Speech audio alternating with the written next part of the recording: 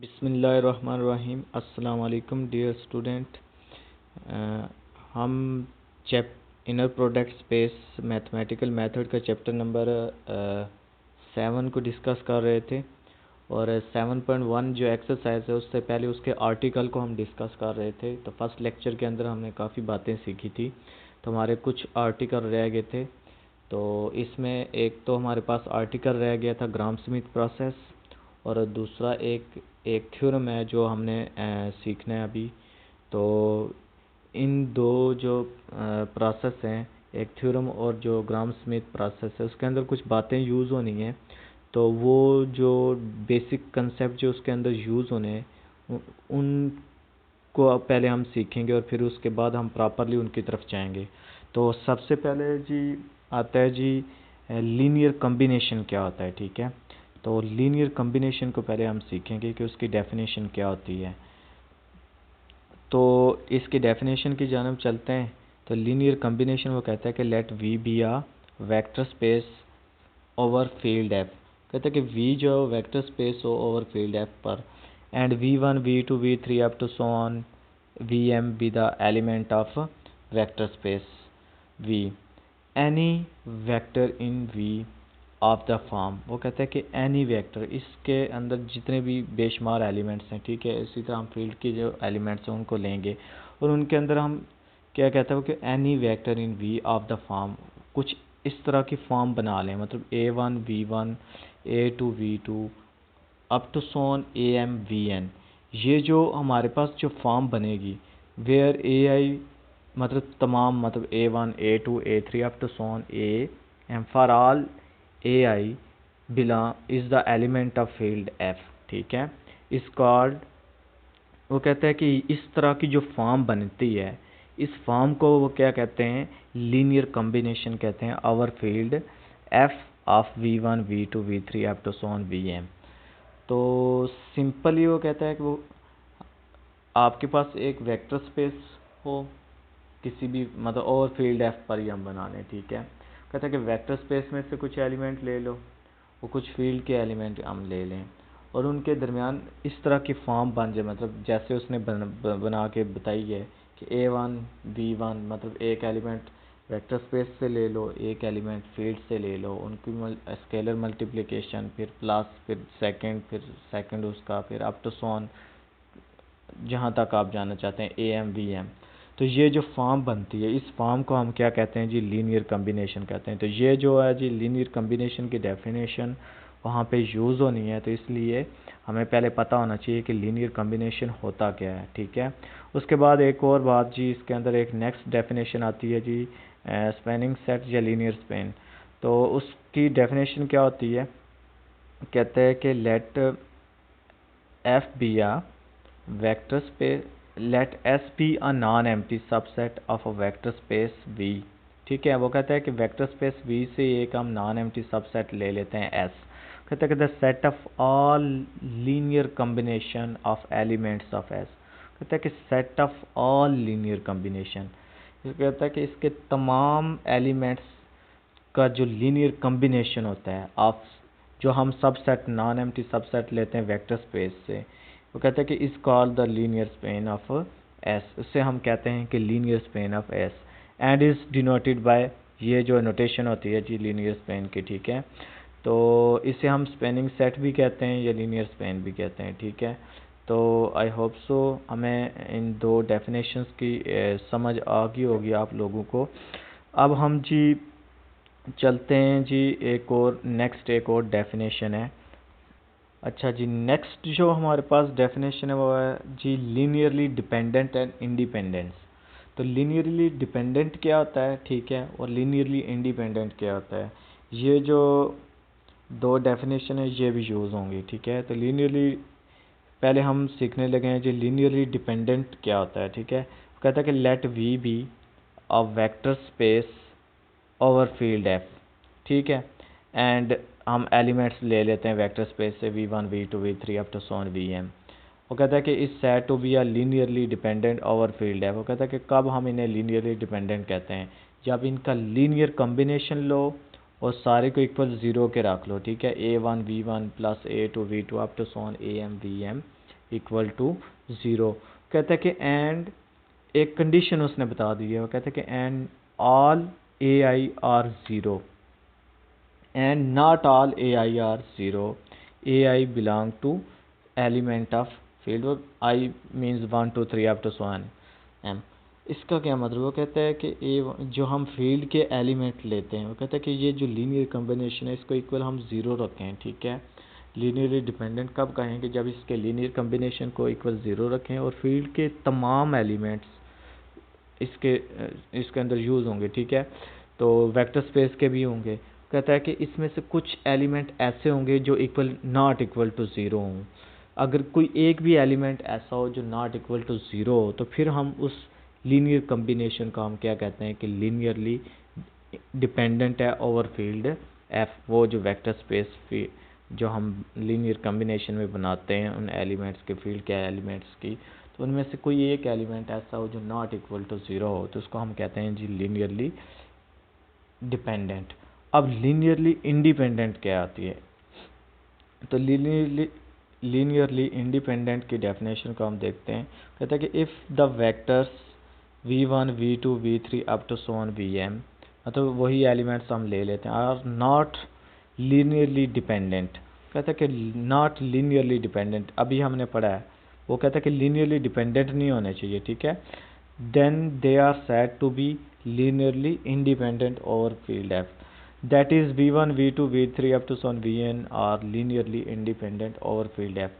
मतलब वो कहता है कि जो हमारे पास लीनियर कम्बिनेशन जो हमने फील्ड और के एलिमेंट्स और वेक्टर स्पेस के एलिमेंट के हम बनाते हैं लीनियर कम्बिनेशन, उसको इक्वल हम ज़ीरो रखें, तो वो कहता है कि इसके जो फील्ड के हर एलिमेंट जो है वो सारे के सारे इक्वल ज़ीरो हों, कोई एक ऐसा एलिमेंट ना हो जो नॉट इक्वल टू ज़ीरो। वो कहता है कि हर एक एलिमेंट जो है वो इक्वल ज़ीरो आ जाए, तो उस इन दिस केस फिर हम कहते हैं कि v1 v2 v3 up to so on vm are linearly independent set, ठीक है।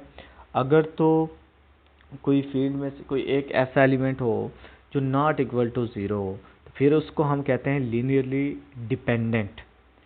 और अगर हम लीनियर कम्बिनेशन को इक्वल ज़ीरो रखें और उसका हर एलिमेंट इक्वल ज़ीरो आ जाए, तो उसको फिर हम क्या कहते हैं कि वो जो v1 v2 v3 जो वेक्टर स्पेस जो हमने ली है, जो एलिमेंट्स लिए हैं, वो आपस में क्या हैं, वो सारे के सारे लीनियरली इंडिपेंडेंट सेट हैं।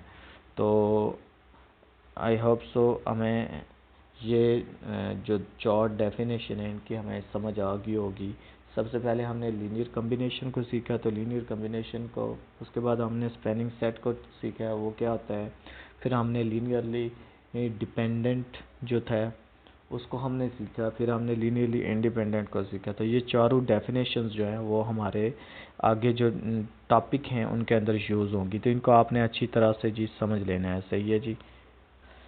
तो आगे एक एग्जांपल है, उसको देखो। वो कहता है कि लीनियरली इंडिपेंडेंट के आपको सही तरह से समझ आ जाएगी। वो कहता है कि शो दैट द वेक्टर्स, उसने वेक्टर्स बता दिए हैं 1 0 0 0 1 0 0 0 1, मतलब ये वेक्टर्स कौन से एलिमेंट होते हैं जो वेक्टर स्पेस से हम लेते हैं, बिलोंगिंग टू बेस 3, ठीक है। वो कहता है कि लीनियरली इंडिपेंडेंट ओवरऑल, आपने इनको प्रूव करना है कि ये आपस में क्या है, लीनियरली इंडिपेंडेंट है। तो हम क्या करते होते हैं, फील्ड में से एलिमेंट लेते हैं और उनका मतलब ए लीनियर कम्बिनेशन आप सबसे पहले हमने लिखना है, तो ए इंटू बेस 1 जो है वो आ जाएगा 1 0 0 प्लस बी इंटू 0 1 0 बेस 2 जो है प्लस सी इंटू 0 0 1 इक्वल आप क्या रख लेंगे 0 कामा 0 कामा 0, मतलब हमने इक्वल 0 रख लेना है, ठीक है। तो अब इन सारे को सिंप्लीफाई करेंगे, ठीक है। तो अंदर मल्टीप्लाई किया a1, यहाँ से सिर्फ a1 के साथ मल्टीप्लाई होगा, बाकी ये 0 0 आ जाएंगे। तो इन सभी को फिर हम ऐड करेंगे, ठीक है। तो वो आपको करना आता है, तो a comma b comma c किसके इक्वल आ जाएगा 0 0। तो दिस इम्प्लाइज दैट a किसके इक्वल आ गया 0, b किसके इक्वल आ गया 0, c किसके इक्वल आ गया 0। तो इसके हर एलिमेंट जो है वो हमारे पास किसके इक्वल आ गया 0 के आ गया। तो इससे फिर क्या प्रूव हो गया, the given vectors are linearly independent over R. तो अब लीनियरली इंडिपेंडेंट की आपको समझ आ गई होगी। आगे जी ये थ्योरम है। अब देखो ये थ्योरम जो है इसकी हम स्टेटमेंट की जानिब चलते हैं, बड़ा इंपॉर्टेंट थ्योरम है। कहता है कि every orthonormal system U1, U2, U3 up to so on UN is linearly independent. वो कहता है कि हर ऑर्थोनॉर्मल सिस्टम क्या है, लीनियरली इंडिपेंडेंट है। मोर एवर आगे उसने एक और बताया, फॉर ऑल जो एलिमेंट्स वेक्टर्स जो हम वेक्टर स्पेस से लेते हैं, द वेक्टर आगे एक वेक्टर वो खुद बना के देता है, W is equal to V minus summation K is equal to 1 से N V comma inner product of V comma U के इंटू U के is orthogonal to each UI। I कहाँ से कहाँ तक है, 1 से N के दरम्यान, I greater than equal 1 and less than equal N। तो वो कहता है कि ये प्रूव करके दो, ठीक है। लीनियरली इंडिपेंडेंट हर ऑर्थोनॉर्मल सिस्टम जो है कहता है कि वो लीनियरली इंडिपेंडेंट है। एक वेक्टर भी उसने बता दिया है। कहता है कि ये जो वेक्टर है ये क्या है, ऑर्थोगोनल है टू ईच UI। जो UI मीन्स जो हमने ऑर्थोनॉर्मल सिस्टम से लिए हुए हैं। तो हमने प्रीवियस लेक्चर के अंदर ऑर्थोनॉर्मल सिस्टम की डेफिनेशन को सीखा था, ऑर्थोगोनल को भी हमने पढ़ा था। तो हमें पता है ऑर्थोनॉर्मल सिस्टम क्या होता था, आपको मैंने बताया भी था। फिर देखो U1, U2, U3 up to so on UN is orthonormal system. इसका क्या मतलब है, अगर मैं UI कामा UJ मतलब दो डिस्टिंक्ट वेक्टर स्पेसेस का इनर प्रोडक्ट लूँ तो आंसर क्या है, 0 आए, मतलब I not equal to J हो। डिस्टिंक्ट का इनर प्रोडक्ट इक्वल 0 आए और एक जैसी वेक्टर स्पेस हो, मतलब UI कामा UI इनर प्रोडक्ट तो इस इक्वल क्या है, 1 आए। तो ये जो दो कंडीशंस हैं अगर सेटिस्फाइज हों तो उसको हम क्या कहते हैं जी, वो क्या है, ऑर्थोनॉर्मल सिस्टम है। मतलब डिस्टिंक्ट का इनर प्रोडक्ट हमें हमारे पास क्या आंसर आ जाया करेगा, 0 के इक्वल आ जाया करेगा। और एक जैसे जो इनर वेक्टर स्पेसेस हैं उनका इनर प्रोडक्ट किसके इक्वल हो, 1 के हो। तो उस सिस्टम को फिर हम क्या कहते हैं, this system is called orthonormal system. तो ये बड़ा इम्पोर्टेंट थ्योरम है। अब हम इसकी सॉल्यूशन की जानिब चलते हैं, ठीक है। तो सॉल्यूशन देखो, इसका प्रूफ इंतहाई आसान प्रूफ है। तो सबसे पहले हम लीनियर कॉम्बिनेशन लिखेंगे, सही है। तो हमारे पास लीनियर कॉम्बिनेशन का वेक्टर स्पेस के हम एलिमेंट ले लेंगे, ठीक है। तो वेक्टर स्पेस के एलिमेंट आपको पता है वो कौन से हैं, U1, U2, U3 up to so on UN। और हम उनका लीनियर कॉम्बिनेशन किसके साथ बनाते होते हैं, आवर फील्ड F है ना। तो फील्ड के एलिमेंट्स क्या हम ले लेंगे, A1, A2, A3 up to so on AN तक। तो हम पहले लीनियर कॉम्बिनेशन लिखेंगे A1 U1 plus A2 U2 up to so on AN UN equal to 0। अब हमारे पास उसने खुद बताया हुआ है कि ये हमने क्या करना है, इज़ लीनियरली इंडिपेंडेंट। तो लीनियरली इंडिपेंडेंट हैं तो हम क्या करने लगे, टेकिंग इनर प्रोडक्ट। तो हमने इनको लीनियरली इंडिपेंडेंट बनाना है, ठीक है। तो टेकिंग इन, मैं क्या करने लगा हूँ, इनर प्रोडक्ट लेने लगा हूँ UI के साथ, ठीक है। इस सारे वेक्टर स्पेस का UI के साथ मैं क्या करने लगा हूँ, इनर प्रोडक्ट लेफ्ट साइड भी लेने लगा हूँ और राइट साइड भी लेने लगा हूँ। अब इनर प्रोडक्ट आपको पता है ना कैसे लेते होते हैं। तो ये A1 U1 inner product of UI आ जाएगा, फिर A2 U2 inner product of UI, फिर AN UN inner product of UI आ जाएगा। तो इस सभी में से फिर हम तीसरी प्रॉपर्टी आपने लगानी है इनर प्रोडक्ट। ये A1 A2 A3 ये फील्ड के एलिमेंट है, स्केलर मल्टीप्लिकेशन, ये बाहर आ जाएंगे। A1 inner product into U1 कामा UI आ जाएगा, फिर प्लस A2 हम बाहर ले लेंगे, U2 और UI का इनर प्रोडक्ट आ जाएगा। AN हम बाहर ले आएंगे लास्ट, इसके अंदर I माइनस 1 भी होगा, AI भी होगा, AI प्लस 1 भी होगा, AN तक जा रहे हैं ना तो इसके अंदर बेशुमार होंगे, ठीक है, एलिमेंट्स। तो हम फिर इधर क्या आ जाएगा जी, AI minus 1 inner product of UI minus 1 comma UI आ जाएगा, ठीक है। फिर plus AI into inner product of क्या आ जाएगा, UI, क्योंकि इसके अंदर UI भी है, UI कामा UI आ जाएगा। फिर प्लस AI प्लस 1 हमारे पास बाहर आ जाएगा, inner product of UI plus 1 comma UI आ जाएगा, प्लस अप टू सोन, फिर क्या जी AN inner product of U A N बाहर आ जाएगा, जो U N comma inner product of U I equal to, हम ये इन दोनों का इनर प्रोडक्ट डायरेक्टली ऑब्वियसली इक्वल 0 आ जाएगा। अब ये सारे का सारा सिस्टम हमारे पास उसने क्या दिया हुआ है, ऑर्थोनॉर्मल सिस्टम।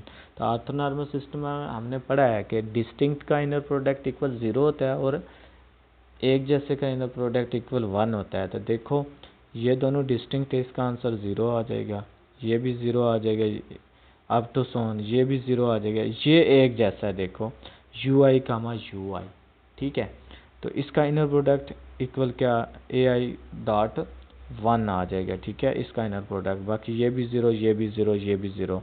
तो इसका क्या मतलब है, ए आई इक्वल टू 0, तो a i equal to 0, i means क्या ji, i is equal to 1 2 3 up to so on n. तो देखो ए आई इक्वल टू 0 कहता है कि ए वन भी इक्वल 0 है, ए टू भी इक्वल 0 है, ए थ्री भी इक्वल 0 है, up to so on A N तक 0 है। तो सारे के सारे इस फील्ड के एलिमेंट्स 0 के इक्वल आ गए। अगर सारे इक्वल 0 आ जाएं तो वो फिर किसकी डेफिनेशन होती है, लीनियरली इंडिपेंडेंट। तो फिर इसका क्या मतलब हुआ, ये जो वेक्टर स्पेसिस हैं u1 u2 u3 up to so on un is linearly independent. उसके बाद दूसरा उसने हमें क्या बताया था, now we have to prove that w is orthogonal to each ui i greater than equal 1 and less than equal n। अब हम ये प्रूव करने लगे हैं, ठीक है।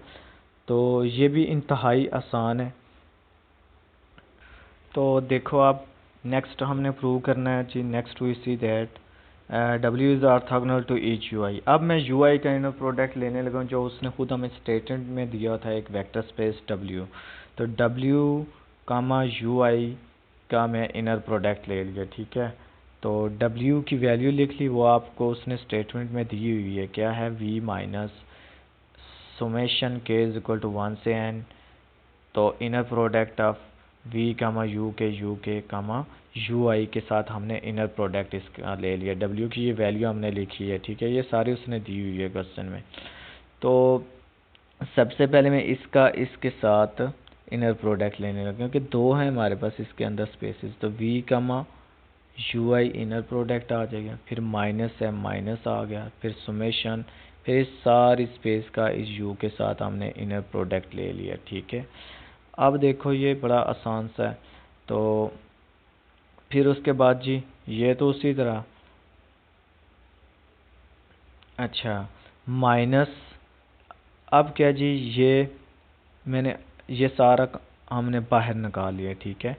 तो summation k is equal to 1 से n inner product of v comma u के, ये बाहर आ गया और इन दोनों का आपस में इनर प्रोडक्ट आ गया u k comma u i। अब समेशन अगर मैं ओपन करूँ ना तो ये काफ़ी लेंथी हो जाता है, क्योंकि k क्या है, 1 है ना, k इज इक्वल टू 1 से लेके n तक हम जा रहे हैं, ठीक है। तो इसमें वैल्यू पुट करो ना, v कामा u1 आ जाएगा k की जगह, इधर भी u1 आ जाएगा, फिर u2 फिर u3 up to sworn un। तो उसी तरह जैसे अभी हमने ऊपर देखा है कि ऑर्थोनॉर्मल सिस्टम है ना, तो वो कंडीशन हमने लगानी है, v कामा ui, ये तो उसी तरह माइनस, आगे वो कहता है कि v कामा ui आएगा बिकॉज u के ui। अब उसने एक कंडीशन हमें बता दी है, कहता है कि 0 कब होंगे, अगर इसमें ओपन करें ना, क्योंकि डिस्टिंक्ट भी होंगे और एक जैसे भी होंगे, ज़ाहिर बात है। तो डिस्टिंक्ट का आंसर किसके इक्वल आ जाएगा, आपको पता है कि डिस्टिंक्ट का आंसर आ जाएगा 0 के इक्वल, क्योंकि k नॉट इक्वल टू आई अगर आए, अगर k इक्वल टू आई आ जाए तो एक जैसे एलिमेंट बन जाएंगे। तो एक जैसे का एलिमेंट का आंसर क्या आ जाएगा, 1 आ जाएगा। मतलब इसमें वैल्यू पुट करो ना, ये u1 ui ये 0 हो गया, u2 ui u3 ui, एक ऐसी भी वैल्यू आएगी ui भी आएगा, ठीक है, क्योंकि 1 से n तक हम जा रहे हैं। तो ui वो इनर प्रोडक्ट हमें क्या दे देगा, 1 बना के दे देगा, सही हो गया।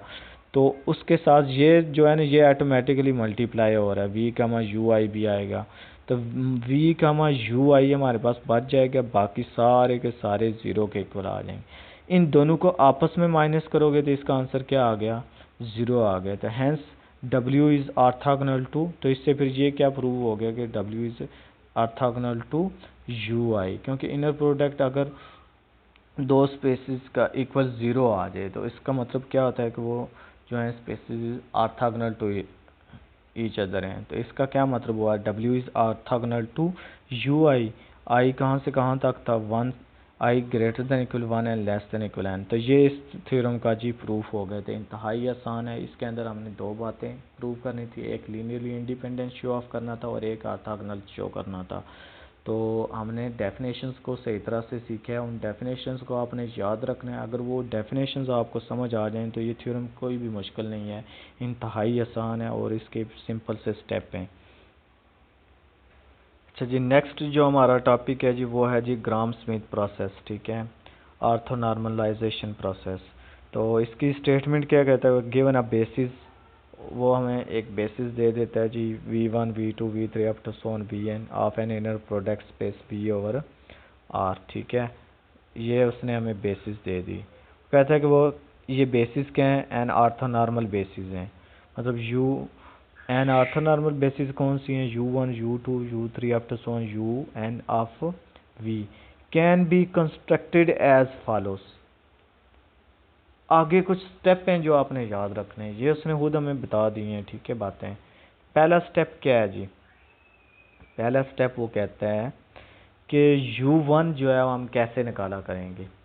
U1 इक्वल हुआ करेगा, जो ये हमने बेसिस निकालनी है ऑर्थोनॉर्मल बेसिस, तो U1 किस कैसे हम निकाला करेंगे, V1 जो हुआ करेगी V1 ओवर V1 का नॉर्म आपने ले लेना है। वो जो आंसर आया वो आया करेगा वो किसके इक्वल हुआ करेगा, U1। अब U2 कैसे निकालना है, U2 निकालने के लिए सबसे पहले हम W2 निकाला करेंगे। तो W2 कैसे निकाला करेंगे, W2 इक्वल होता है जी, ये आपने याद रखना है, V2 माइनस, बड़ा आसान है, मैं आपको याद करने का मेथड बताने लगा हूँ। V2 माइनस V2 का इनर प्रोडक्ट ले लेंगे। अभी जो हमारे पास स्पेस जिसका आपने नॉर्म निकाला है, ये जो U1 फाइंड की हुआ करेगी उसके साथ इनर प्रोडक्ट ले लेंगे। V2 माइनस V2 का इनर प्रोडक्ट ऑफ V2 का U1 इंटू U1 आ जाएगा। अब ये जो आंसर आया करेगा W2 का, इसका आपने नॉर्म ले लेना है। अब हमने निकालना है U2, फिर U2 कैसे निकला करेगा, U2 इक्वल होता है W2 ओवर W2 नॉर्म, ठीक है। अब स्टेप 3 देखो, मतलब जितनी बेसिस दी होंगी ना उसी के हिसाब से हमने निकालना है। ये तो मैं इन जनरल आपको बता रहा हूँ, ठीक है। ऑर्थोनॉर्मल जितनी उसने बेसिस दी हो, अगर 3 दिए हैं तो हमने 3 तक जाना है, U3 तक जाना है। अगर 4 दिए हैं तो U4 तक आपने जाना है। तो U3 हमने कैसे निकालते हैं, U3, अब इसमें हमारे पास पहली दो बेसिस उसने निकाल के दी हुई हैं, अब उनका इनर प्रोडक्ट हम इसके अंदर यूज़ करेंगे। तो W3 कैसे निकला करेगा, V3, यहाँ से V3 आ गया माइनस, अब V3 के पहले इनर प्रोडक्ट की हमारे पास अब दो बेसिस निकली हुई हैं, उनको हमने यूज़ करना है, ठीक है। V3 हम कैसे निकाला करेंगे, W3, V3 minus inner product of V3 U1 and U1 आ गया। पहले तो ये इसका आ गया, ठीक है। फिर माइनस, अब हमारे पास ये अभी ये रहती है, ठीक है। फिर V3 का इनर प्रोडक्ट हम लेंगे U2 के साथ, ठीक है। ये जो आंसर U2 इंटू U2 आ जाएगा। तो इस तरह हमारे पास निकला आया करेगा जी W3। अब U3 हमने निकालनी है बेसिस, तो वो कैसे निकला करेगी, U3 किसके इक्वल होता है, W3 ओवर W3 का नॉर्म। इसी तरह अगर हम चलते जाएं जी, चलते जाएं लास्ट तक, लास्ट वाली अगर मैं टर्म निकालना चाहूँ तो बिल्कुल इंतहाई आसान है, पहली दो टर्म को फॉलो करें। तो WN हमने पहले निकाला, UN कैसे निकालेंगे, तो WN पहले निकालोगे, WN कैसे निकाला करेंगे, VN, अब लास्ट वाली है ना VN, तो VN माइनस VN का सबसे पहले मैं U1 के साथ इनर प्रोडक्ट निकालूंगा, फिर माइनस, तो इसके साथ इधर क्या आ जाएगा, U1 भी आ जाएगा मल्टीप्लाई में, ठीक है, ये मिसिंग है, U1 इसके साथ आ जाएगा जी लेटर, ठीक है, मल्टीप्लिकेशन में। तो इसी तरह आगे फिर क्या जी, VN इसका इनर प्रोडक्ट हम नेक्स्ट किसके साथ लेंगे, U2 के साथ, ठीक है। U2 के साथ आपने इनर प्रोडक्ट इसका निकाल लेना है, ठीक है। Vn कामा U2 आ जाएगा। इसी तरह फिर Vn कामा U3 के साथ इनर प्रोडक्ट और मल्टीप्लाई आ जाएगा। फिर इसी तरह Vn का अगर मैं U4 हो तो उसके साथ कैसे लिखेंगे, Vn comma inner product of Vn comma U4 multiply U4। फिर इसी तरह up to so on Vn comma Vn minus 1, ठीक है, इनर प्रोडक्ट Un माइनस 1 तो मल्टीप्लाई में क्या आ जाएगा, Un माइनस 1। फिर इसी तरह अगर हम चलते जाएं तो Vn कामा Un into Un, Vn minus 1 तक ही हम जाएंगे क्योंकि Un हमने निकालना है, सॉरी। तो Un फिर कैसे आएगा, Wn ओवर Wn का नॉर्म। तो इस तरह हमने इसका निकालना है जी। बिल्कुल सिंपल प्रोसेस है, ये 3 स्टेप आपने याद रखने हैं। अगर इन स्टेप की समझ आ गई तो समझ लें आपको क्वेश्चन के अंदर कोई प्रॉब्लम नहीं होगी, क्वेश्चन बिल्कुल आसान है। तो वो कहता है कि the set U1 U2 U3 up to so, नीचे उसने एक्सप्लेन भी कर दिया कि इज ऑर्थोनॉर्मल, ठीक है, hence linearly independent and span U1 U2 up to so on UN equal to span of V1 V2 V3 up to so on Vn। तो अब जी एक एग्जांपल है, तो कहते हैं कि इस एग्जांपल को सॉल्व करो। शो दैट, कहते हैं कि प्रूव करके दो कि बेसिस उसने हमें दे दिए हैं 1 1 1, फिर 0 1 1 0 0 1 is the basis of R3, ठीक है। यूजिंग ग्राम स्मिथ प्रोसेस, वो कहता है कि ग्राम स्मिथ प्रोसेस यूज करो, ऑर्थोनॉर्मलाइजेशन प्रोसेस, और transform this basis into orthonormal basis. वो कहता है कि इनकी ऑर्थोनॉर्मल बेसिस फिर निकाल के दो। ग्राम स्मिथ प्रोसेस लो, निकालो, यूज़ करो, और इनको फिर इसमें ऑर्थोनॉर्मल बेसिस जो है वो आपने निकाल के देनी है। तो इंतहाई आसान है। सबसे पहले हमने क्या करना होता है, ये जो उसने बेसिस दी होती हैं ना, इनको हमने चेक करना होता है कि ये लीनियरली इंडिपेंडेंट हैं या नहीं है। उसके बाद हम इसके अंदर फिर ग्राम स्मिथ प्रोसेस जो है वो यूज़ कर सकते हैं। हमारे पास बेसिस तो ये जो लीनियरली इंडिपेंडेंट है ना, इसको निकालने के 2-3 मेथड हैं तो चेक करने के लिए बेसिस को। तो मैंने आपको बताया भी था एग्जांपल नंबर पीछे ऊपर मैंने बताई भी है, एक एग्जांपल से भी मैंने समझाया था कि लीनियरली इंडिपेंडेंट को कैसे हम लीनियरली इंडिपेंडेंट को हम कैसे शो ऑफ करते हैं, कैसे हम लिखते होते हैं, किस तरह बेसिस को हम चेक करते हैं कि वो लीनियरली इंडिपेंडेंट हैं या नहीं है। तो एक और है मैट्रिक्स फॉर्म में, अगर इनको लिख लो पहली फर्स्ट बेसिस क्या है 1 1 1, फिर 0 1 0, फिर 0 0 1। अगर इसका is a non singular echelon matrix, the given 3 vectors of R3 are linear. वो कहता है कि ये क्या है, नॉन सिंगुलर एचेलॉन फॉर्म जो है मैट्रिक्स है। तो क्योंकि ये देखो ना नॉन सिंगुलर एचेलॉन फॉर्म है, ठीक है।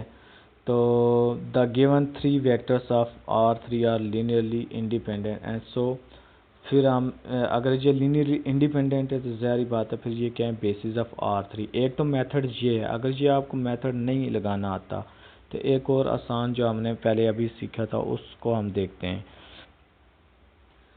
तो वही जो मैंने आपको बताया था कि इन बेसिस को हम फील्ड के एलिमेंट के साथ लिख लेते होते हैं, ठीक है। ये बेसिस है, पहला एलिमेंट A ऑफ 1 1 1, फिर B ऑफ 0 1 0, फिर C of 0 0 1 equal to linear combination को हमने लिख देना है, इनका इक्वल टू 0 रख लेना है, ठीक है।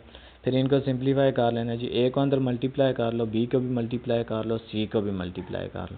अब पहला एलिमेंट्स पहले में ऐड हो जाएंगे, दूसरे एलिमेंट दूसरे में ऐड हो जाएंगे, तीसरे एलिमेंट तीसरे में ऐड हो जाए, मतलब ये वाला और ये वाले आपस में ऐड हो गए, A ही आएगा हमारे पास। यहाँ से A आ जाएगा, यहाँ से B आ जाएगा, C वाला 0 तो A प्लस B आ जाएगा, और यहाँ से A, यहाँ से B और यहाँ पर C, तो A plus B plus C equal to 0। तो ये देखो आप A1 इक्वल क्या आ जाएगा 0, A प्लस B हम किसके इक्वल रख लेंगे 0, तो A की वैल्यू 0 इसमें पुट की तो इससे हमारे पास क्या आ गया, B भी किसके इक्वल आ गया 0। ये value A plus B plus C equal हम 0 रखेंगे। अब पहले 2 की वैल्यू 0 है तो इसमें वैल्यू पुट कर लो तो ये इक्वल क्या आ गया 0। तो इस तरह भी हम चेक कर लेते हैं। चेक करने का मेथड होता है कि लीनियरली इंडिपेंडेंट, अगर ये सारे ए जो हमारे पास ए और बी और सी जो हैं तीनों बेसिस के जो एलिमेंट्स है इक्वल क्या आ जाएं 0 आ जाएं, तो तब भी हम शो ऑफ करवा सकते हैं कि ये जो गिवन वेक्टर्स हैं वो क्या है लीनियरली इंडिपेंडेंट हैं। ठीक है, एक तो बात ये होती है चेक करने का मेथड, या फिर आप मैट्रिक्स फॉर्म में जो है सेकंड मेथड जो आपको बताया है। उसके बाद ना आपने इसमें और भी एक करना होता है कि इसमें स्पैनिंग सेट भी फॉर्म जो होता है वो भी आपने निकालना होता है। ठीक है, तो वो कैसे निकालते होते हैं, लीनियर कम्बिनेशन, अगर उसके हर एलिमेंट्स को हम लीनियर कम्बिनेशन की फॉर्म में लिख सकें तो उसको हम क्या कहते हैं। अभी जो हमने सबसे पहले स्पैनिंग सेट की डेफिनेशन भी पढ़ी थी, तो वो अब मैं इसको लीनियर कम्बिनेशन में लिखने लगा हूँ।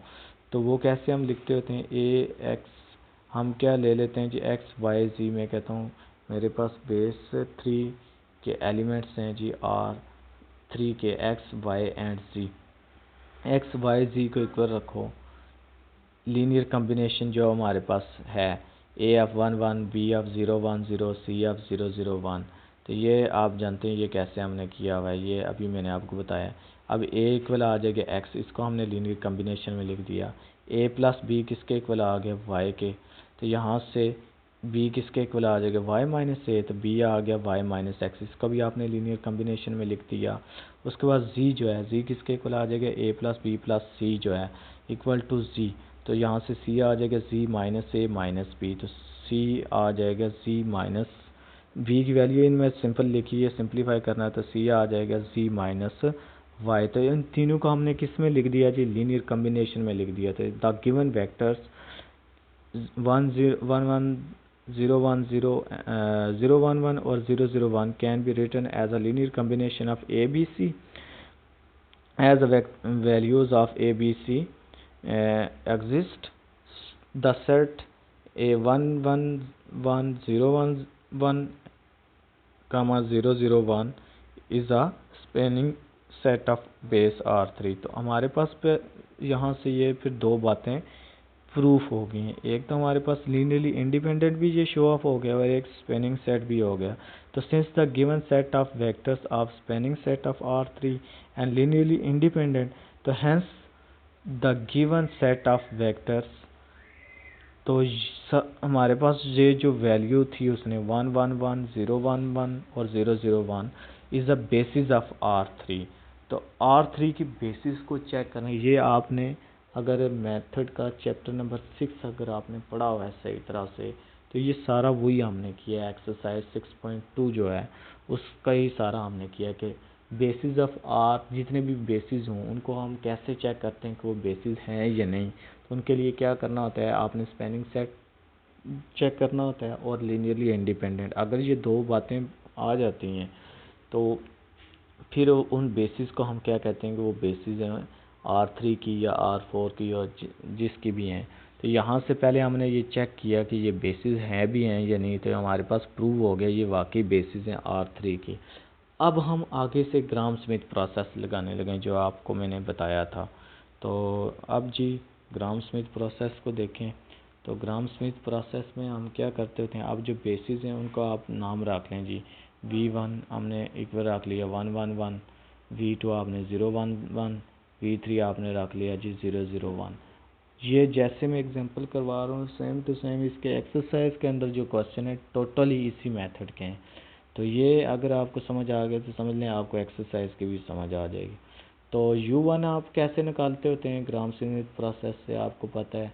तो वो तो बिल्कुल सिंपल है, V1 और V1 नॉर्म हम निकालते हैं। तो V1 की वैल्यू लिखी उसका नॉर्म निकाला, तो ये आपके पास आंसर आ जाएगा 1 और स्क्वायर रूट 3 1 और स्क्वायर रूट 3 1 और स्क्वायर रूट 3। नॉर्म निकालने का मैंने प्रीवियस लेक्चर के अंदर आपको बताया था कैसे निकालते हैं। तो U1 हमारे पास आ गए जी 1 over square root 3 1 over square root 3 1 over square root 3। अब आपने निकालना है कि इसके अंदर तीन बेसिस है ना, तो तीन ही ऑर्थोनॉर्मल बेसिस आएंगे, एक U1 आएगी, एक U2 आएगी, एक U3 आएगी। अब U2 निकालना है, तो U2 क्या निकालने से पहले हम क्या करते होते हैं ग्राम स्मिथ प्रोसेस में W2 निकालते होते हैं। तो W2 कैसे निकलेगा, W2 मैंने आपको बताया था V2 माइनस फिर V2 inner product of V2 minus फिर V2 माइनस V2 कामा U1 का इनर प्रोडक्ट इंटू U1। तो V2 की आपने वैल्यू लिखी 011, ठीक है, 011